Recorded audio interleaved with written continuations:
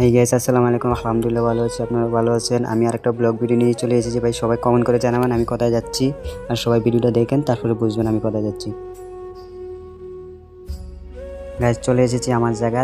এটা হলো চেন্নাই সোলিঙ্গা রোড। এই পুষ্কিনটা আমার রুমের থেকে 4 কিলোমিটার।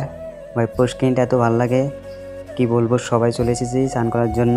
দেখেন আমার লোকের সবাই স্নান করতে চলে এসেছে, আমরা রুমে যতজন আসিলাম।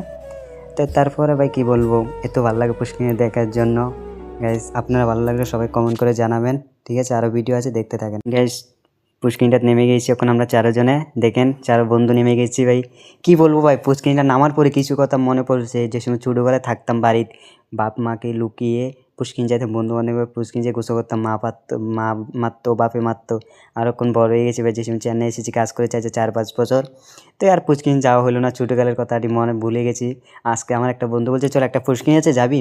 আমি বলছি কোথায় কোথায়? আমার রুমের থেকে 4 কিলোমিটার দূরে। সবাই মিলে এবার বাইক নিয়ে এসেছি, আমার বাইক ছিল, বাইকটা নিয়ে চলে গেছি।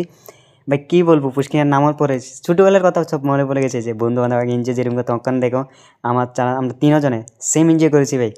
কতক্ষণ ডুবাইছি ভাই, কিত্তা ভালো লাগে যেমন বাড়ির ছোটোকালের মনে কথা। কার কার ভাই এরকম মিস করছো সবাই আমাকে কমেন্ট করে জানাবে। ছোটোকালের মিস করছো কজনে, ঠিক আছে?